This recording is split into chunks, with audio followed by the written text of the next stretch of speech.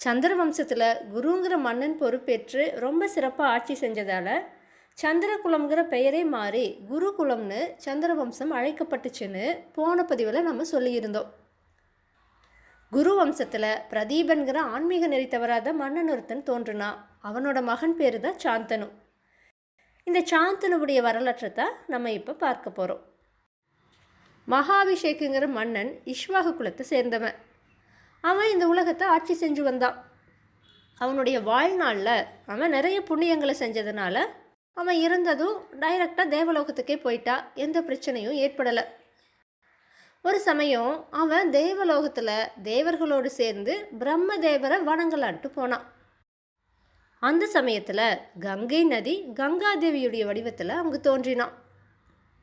அந்த சமயத்தில் கங்காதேவியோட ஆடை காற்றில் சற்றே விலகுச்சு. அதை பார்த்த தேவர்களும் ரிஷிகளும் மரியாதை நிமித்தமாக தலையை குனிஞ்சிட்டாங்க. ஆனால் இந்த மகாபிஷேக் மட்டும் என்ன பண்ணுனா, மோகவயப்பட்டு வெக்கமே இல்லாமல் கங்கையுடைய அழகை வியந்து போய் கண்ணிமைக்காமல் பார்த்துட்டே இருந்தான். இதனால் பிரம்மதேவனுக்கு கடுமையாக கோபம் வந்துடுச்சு. உடனே அவர் மகாபிஷேக்கை பார்த்து, பாவியே, கங்கையை பார்த்தவுடன் நீ தன்னிலை மறந்து போனதால் நீ மீண்டும் உலகத்தில் பிறப்பாய்.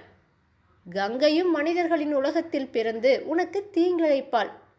அவளால் உனக்கு கோபம் மூண்டதும் நீ சாபத்திலிருந்து விடுபடுவாய். அதன் பின் சில வருடங்கள் கழித்து நல்லுலகை அடைவாயாக அப்படின்னு சபிச்சிட்டாரு. எப்படியோ சாபத்தை வாங்கியாச்சு, அனுபவிச்சுத்தானே ஆகணும். மகாபிஷேக் பிரம்மதேவன் கிட்ட, பிரம்மதேவரே, உங்களோட சாபத்தை நான் ஏற்றுக்கிறேன். ஆனால் எனக்கு ஒரு விருப்பம். குரு வம்சத்தில் பெரும் ஆற்றலை கொண்ட பிரதீபனுக்கு மகனாக பிறக்க நீங்கள் எனக்கு அருள் தரணும் அப்படின்னு வேண்டிக்கிட்டா. பிரம்மதேவரும் அதுக்கு சம்மதிச்சார்.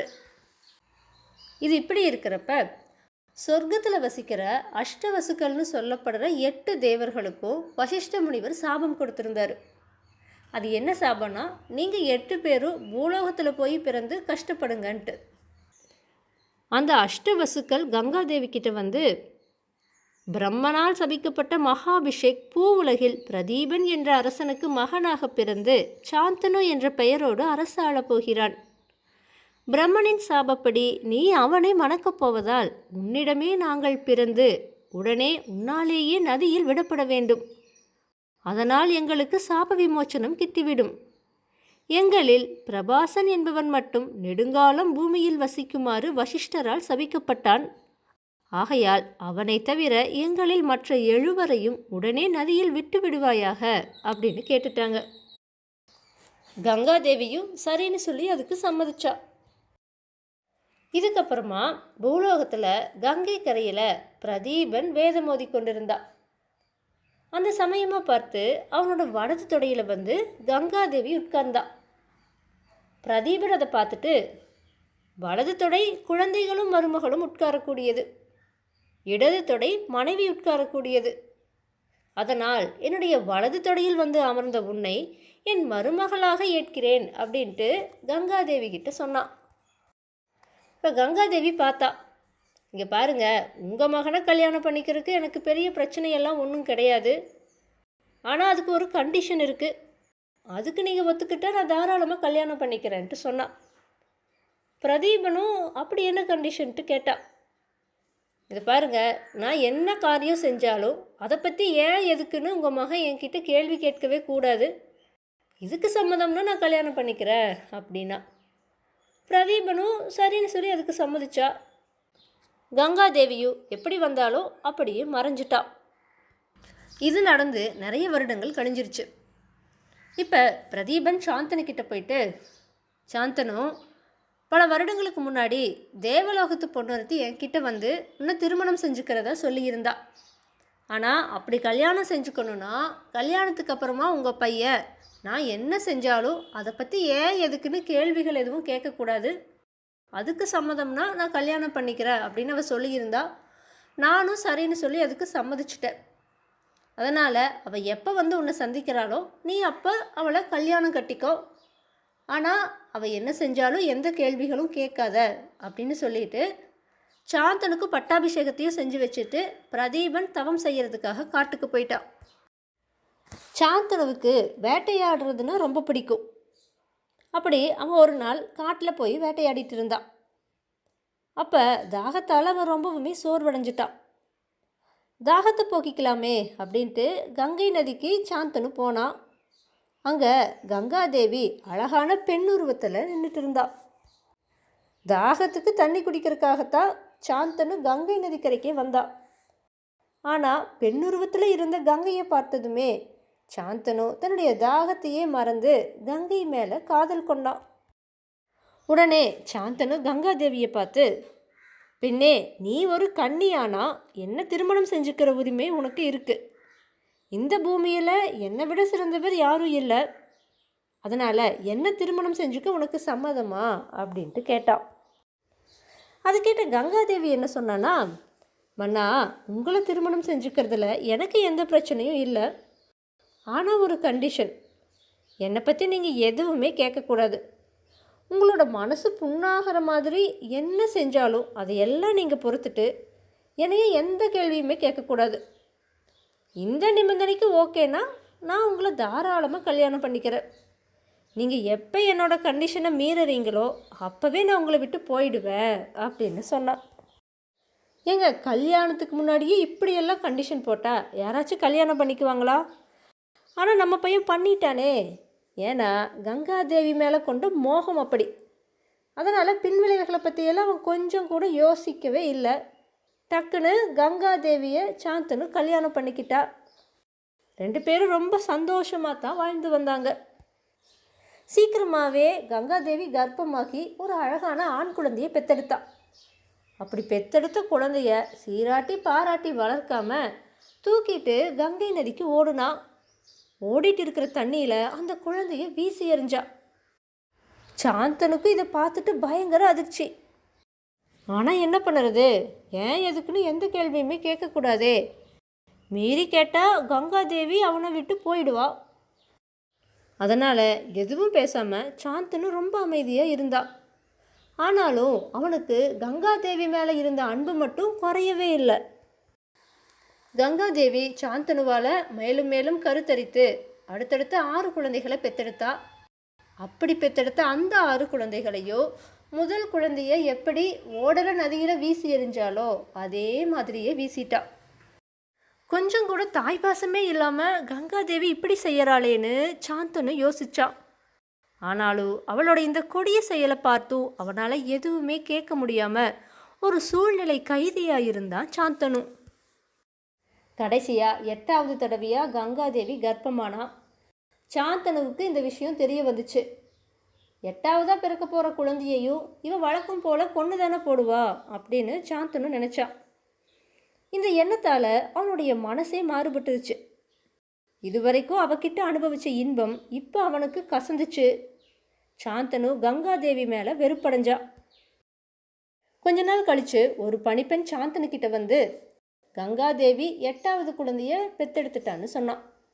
அதை கேட்டதும் சாந்தனு என்ன நினச்சானா, வழக்கம் போல் கங்காதேவி இந்த குழந்தையையும் ஆற்று வெள்ளத்தில் வீசி எறிஞ்சிடுவா, அதை எப்படியாவது தடுத்தே ஆகணும் அப்படின்ட்டு அவசரமாக கங்காதேவி கிட்ட ஓடுனான். கங்காதேவிக்கு பக்கத்தால் போய் அங்கிருந்து அந்த குழந்தைய சாந்தனு தூக்கிட்டா. தேவி, என்னுடைய வம்சம் அழியாமல் நிலைத்திருக்கிறதுக்கு நீ தான் உதவணும். இப்போ உன்னுடைய செயலை எதிர்த்து இந்த குழந்தைய என்னோட வம்ச விருத்திக்காக நான் காப்பாற்றியே தீரணும்.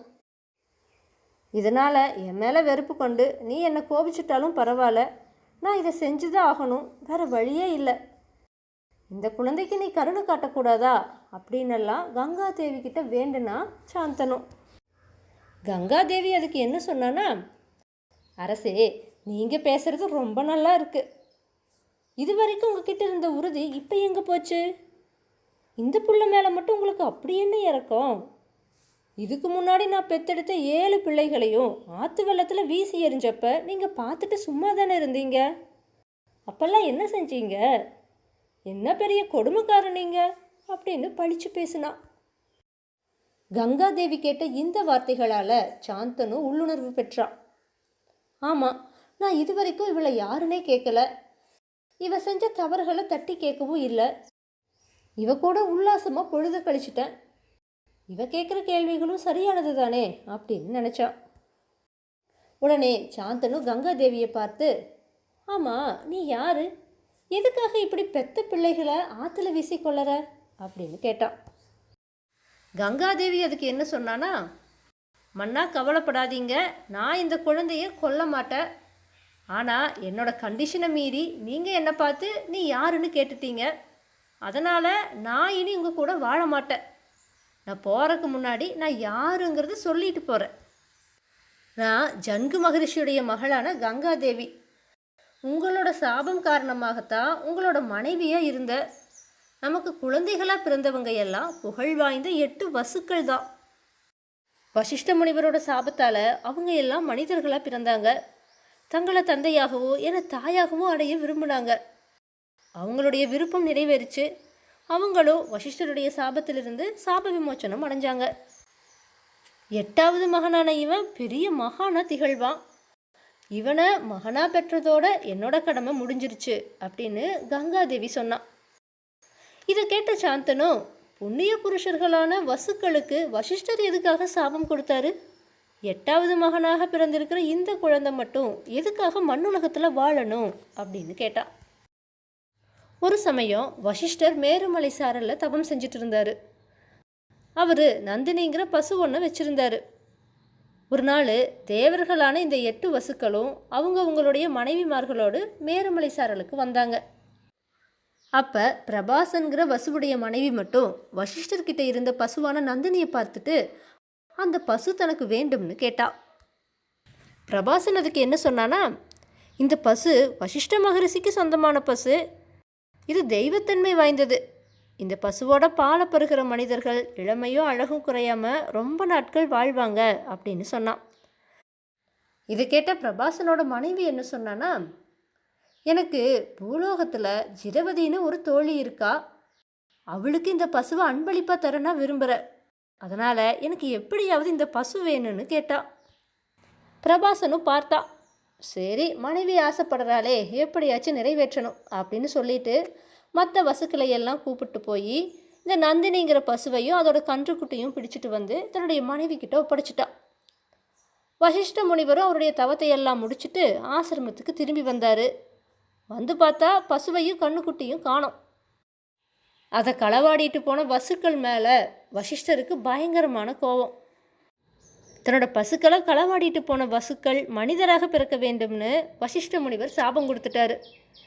இது தெரிஞ்சுக்கிட்ட வசுக்கள் வசிஷ்டர்கிட்ட வந்து பசுவையும் கன்றையும் ஒப்படைச்சிட்டு தங்களை மன்னிக்க வேண்டும்னு வேண்டுனாங்க. வசிஷ்டர் அதுக்கு, வசுக்களே, உங்களுக்கு நான் இட்ட சாபத்தை திரும்ப பெற்றிட இயலாது. தன் மனைவியின் பொருட்டு பசுவை கொண்டு சென்ற பிரபாசன் மட்டும் பூவுலகில் வெகு காலத்திற்கு புகழோடு வாழ்ந்திடுவான். மற்ற 7வரும் பூமியில் பிறப்பெடுத்ததுமே இறப்பை எய்தி சாபத்தில் இருந்து விடுபடுவர் அப்படின்னு சொன்னார். வசிஷ்டரோட அந்த சாபத்துப்படி தான் முதல் 7 வசுக்களும் பிறந்தவுடனேயே என்னால் சாப விமோச்சனம் அடைஞ்சாங்க. 8வது வசுவான இந்த குழந்தைய நான் ஏன் கூட அழைச்சிட்டு போகிறேன். தக்க காலத்தில் இவனை நான் உங்ககிட்ட சேர்ப்பேன் அப்படின்னு சொல்லிட்டு குழந்தையோடு மறைந்தா கங்காதேவி. தனக்கு மனைவியாக வந்தவ கங்காதேவியே அப்படின்னு தெரிஞ்சதோ சாந்தனுவுக்கு ரொம்பவுமே சந்தோஷம். ஆனாலும் அவளுடைய பிரிவை அவனால் தாங்கிக்கவே முடியலை. பிரிவு துயரத்தால் அவன் வாடி வருந்தினான். இப்படியே பல வருடங்கள் கழிஞ்சுது. ஒரு நாள் கங்கை நதியோரமாக சாந்தனு வந்துட்டு இருந்தான். அந்த சமயத்தில் இளைஞன் ஒருத்தன் அஸ்திரத்தை பிரயோகித்து கங்கையுடைய நீரோட்டத்தை தடுத்துட்டு இருந்தான். அதை பார்த்துட்டு சாந்தனுவுக்கு ஒரே வியப்பு. அப்போ கங்காதேவி அங்கே தோன்றினான்.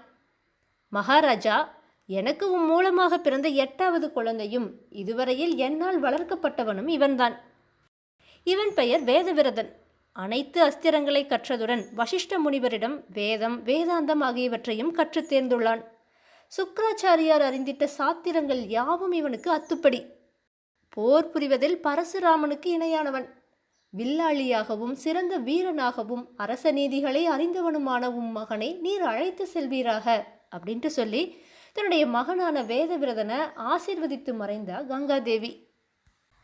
தன்னோட மகனை பார்த்ததும் சாந்தனுவுக்கு ரொம்ப ரொம்ப சந்தோஷம். ஒரு நல்ல நாளில் தன்னுடைய மகனுக்கு இளவரசு பட்டத்தை சூட்டுனா சாந்தனு. இப்படியே 4 ஆண்டுகள் கழிஞ்சுது. இளவரசு பட்டம் சூட்டப்பட்ட வேதவிரதன் பெரியவனாகி மன்னனா பொறுப்பேற்றானா? இதுக்கப்புறமா சாந்தனு மற்றும் வேதவிரதனுடைய வாழ்க்கையில் நடந்த மாற்றங்கள் என்னென்ன? இதை பற்றியெல்லாம் நம்ம அடுத்த பதிவில் பார்க்கலாம்.